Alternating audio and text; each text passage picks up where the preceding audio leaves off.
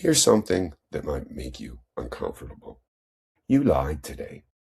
Maybe you told a colleague their presentation was great when it was mediocre. Maybe you said you were almost done with a project you hadn't even started yet. Maybe you called in sick when you just needed a mental health day. And here's what's even more uncomfortable. I've done all those things too. We all have. Research suggests that an average person tells between one or two lies per day in social interactions.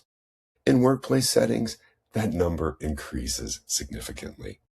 But here's what confounds me at times as someone who has spent 2 decades studying organizational transformation.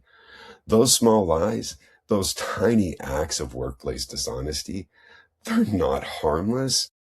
They're the invisible force destroying your organization's ability to change, adapt, and survive. So today, we're going somewhere very uncomfortable. In the next 25 minutes or so, you'll discover why people lie at work, the psychology behind workplace deception, what it costs your organization, and most importantly, why addressing workplace dishonesty and the courage deficit that enables it is the hidden key to change and transformation success. Let's start with a fundamental question. Why do people lie? Dr. Paul Ekman, the pioneering psychologist who spent decades studying deception, identified 6 core reasons people engage in dishonesty. First, to obtain a reward they couldn't get otherwise. Second, to protect others from harm or discomfort. Third, to win admiration or approval. Fourth, to avoid awkward social situations. Fifth, to avoid embarrassment. And sixth, to exercise control over their own narrative. Now, here's what's fascinating about this list. Notice how many of these motivations are fundamentally about self-protection rather than malicious intent. Most workplace lying isn't about getting ahead at someone else's expense.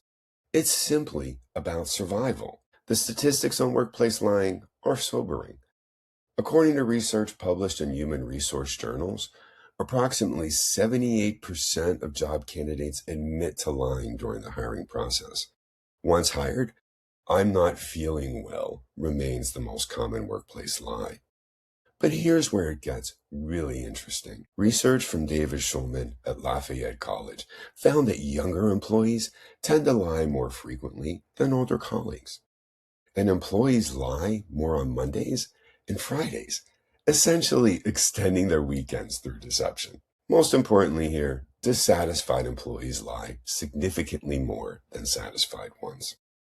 So when people feel trapped, undervalued, or voiceless, they turn to deception as a coping mechanism.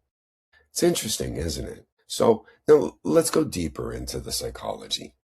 When someone lies, their brain has to work harder. They need to suppress the truth, construct the lie, monitor the listener's response, and remember what they said for later consistency. This cognitive load is exhausting. But here's the twist. The brain has a solution. It's called self-deception. When we lie to ourselves first, we reduce the cognitive burden of lying to others.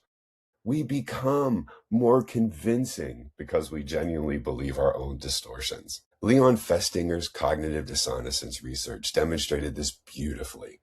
In his classic studies, people who were paid just $1 to tell a lie actually convinced themselves that they believed the lie, while those paid $20 knew they were lying. The brain seeks consistency and certainty, and when our actions conflict with our beliefs, something has to give.